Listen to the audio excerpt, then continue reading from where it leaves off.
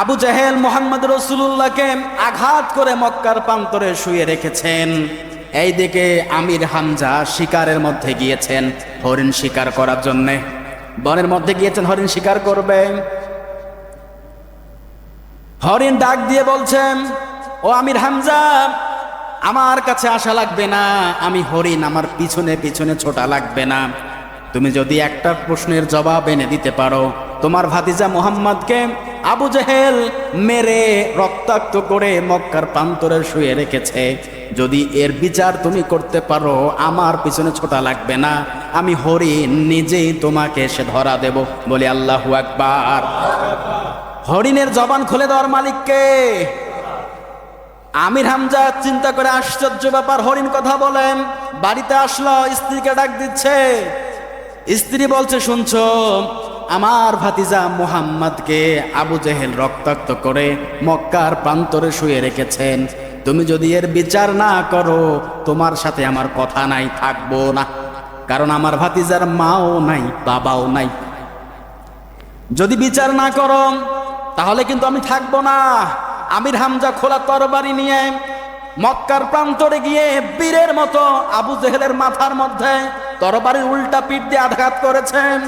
আঘাত করে মুহাম্মদ রাসূলুল্লাহর কাছে এসে বসেছেন।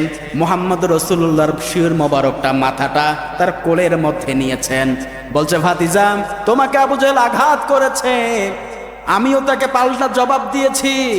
ও ভাতিজা মুহাম্মদ, তুমি কি খুশি হয়েছ? আল্লাহর নবী বলে, চাচা, আমি প্রতিশোধ নেওয়ার জন্য আসি নাই, আমি এসেছি মানবতাকে কল্যাণ দেওয়ার জন্য। বলি আল্লাহু আকবার।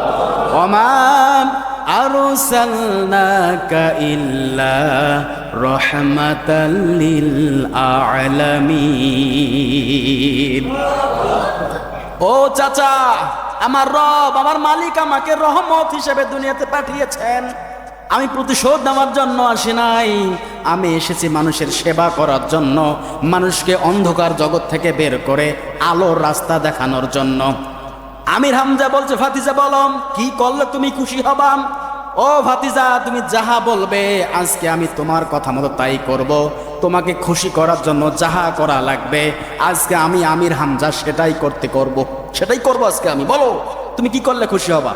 আল্লাহ রাসূল চান্স পেয়ে গেলেন, সুযোগ পেয়ে গেলেন। আল্লাহ নবী বলছে, চাচা, যদি আপনি আমাকে একবার স্বীকার করে নেন, আমার রবকে একবার স্বীকার করে নেন, কালিমাটা যদি একবার পাঠ করেন, আমি মুহাম্মদ রাসূলুল্লাহ খুশি হয়ে যাব। আমির হামজা বলছে, ভাতিজা, দুনিয়ার কোনো দিকে আমি তাকালাম না, এই মুহূর্তে আমাকে কালিমা পাঠ করে তোমার ধর্মে শামিল করে নাও।